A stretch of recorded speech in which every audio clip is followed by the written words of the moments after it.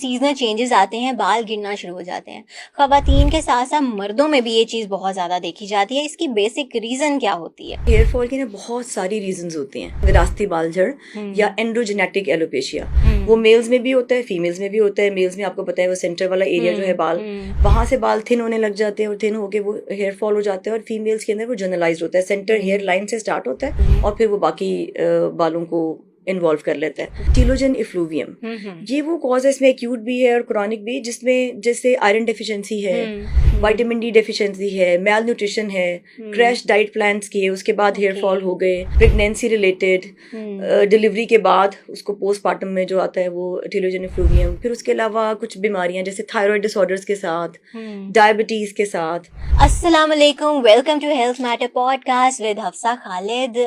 आज हमारे साथ स्टूडियो में मौजूद है एक ऐसी शख्सियत जो हमारी ज़िंदगी में ना हो तो हम लोग अपनी स्किन के बारे में, अपनी स्किन को इम्प्रूव करने के हवाले से तो भूल ही जाएं। एक डर्मेटोलॉजिस्ट की एक बहुत अहमियत होती है, स्पेशली लड़कियों के लिए। वैसे तो अब लड़कियों की मैं क्या ही बात करूं, अब तो मेरा ख्याल है लड़के भी ज़्यादा कॉन्शियस हो गए हैं अपनी स्किन के बारे में, अपने बालों की हेल्थ के बारे में। तो इस हवाले से बात करने के लिए आज हमने इन्वाइट किया है associate professor dermatology doctor Wajiha Saeed को।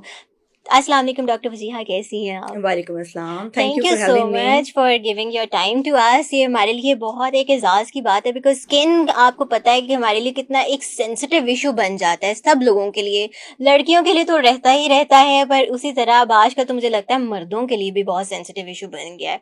और मेरा जहाँ तक ख्याल है, जो मैं अपने घर में भी देखती हूँ, तो मेरा ख्याल है हम बहनों से ज़्यादा हमारे भाई ज़्यादा कॉन्शियस होते हैं। आपको क्या लगता है इस बारे में? First of all thank you for having me. आपने बिल्कुल ठीक कहा है, एक तो इसमें जेंडर बायस ऑलमोस्ट खत्म हो गया है। मेल्स भी उतने ही, बल्कि एट टाइम्स बहुत ज़्यादा कॉन्शियस होते हैं, और बच्चे भी।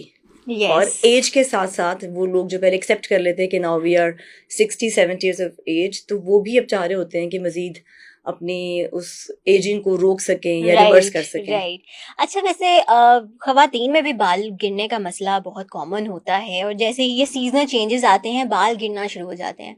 खवातीन के साथ साथ मर्दों में भी ये चीज़ बहुत ज़्यादा देखी जाती है। इसकी बेसिक रीज़न क्या होती है? अच्छा, हेयर फॉल हफ्सा ऐसे है कि हेयर फॉल की ना बहुत सारी रीजंस होती हैं। अगर हम इसको बात करें, बच्चों से शुरू करें, तो हर एज में ना इसकी डिफरेंट रीजंस हैं। ओके। बच्चों में भी जेनेटिक कुछ कॉजेज होती हैं, उसको हम कंजेनिटल हेयर शेफ्ट डिफेक्ट्स कहते हैं। उसकी वजह से बच्चों के बाल बढ़ नहीं रहे होते, या वो ड्राई होते हैं, लस्टरलेस होते हैं, बिल्कुल बेजान से और टूट रहे होते हैं। उनके लिए भी आपके तवज्जो से मैं लोगों को बताना चाहूँगी कि वो सिर्फ शैम्पूज लगाने या ऑयल लगाने से वो बाल ठीक नहीं होंगे। इसके लिए you need to consult a qualified dermatologist, ताकि टाइमली आइडेंटिफाई हो जाए। इसी तरह फिर जो एडल्ट्स हैं उसके अंदर भी बहुत सारी रीजंस हैं। सबसे कॉमन तो है जिसको हम कहते हैं विरासती बाल झड़ या एंड्रोजेनेटिक एलोपेशिया।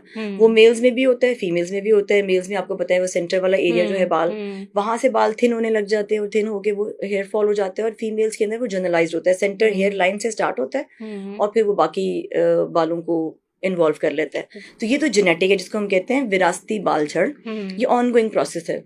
इसको भी आगे हम डिस्कस कर लेते हैं अगर आप चाहेंगे। आप उनके कॉजेज पूछिए। इसके अलावा फिर जो कॉज है उसको हम कहते हैं टीलोजन इफ्लूवियम।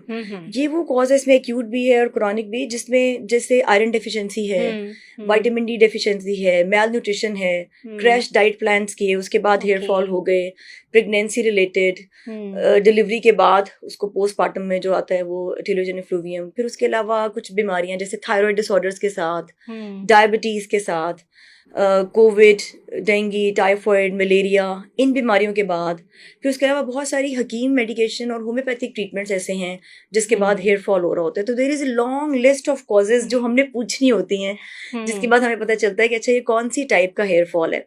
इसके अलावा एक होता है जिसे हम कहते हैं बाल झड़। आपने सुना होगा, जिसको गोल दायरे की शक्ल में बाल उतर जाते हैं। वो सर से भी गिरते हैं, भमों से गिर सकते हैं, बियर्ड एरिया से, बाकी पूरे जिस्म से भी गिर सकते हैं। उसकी रीजंस अलग हैं। फिर फंगल इन्फेक्शंस के साथ बाल गिर सकते हैं। फिर कॉस्मेटिक एलोपेशिया एक होता है जिसे हम कहते हैं कि वो सिर्फ कॉस्मेटिक जो हेयर केयर प्रोडक्ट्स आप यूज कर रहे होते हैं, straightening, dyeing, perming, different shampoos, उसके साथ बाल गिरते हैं।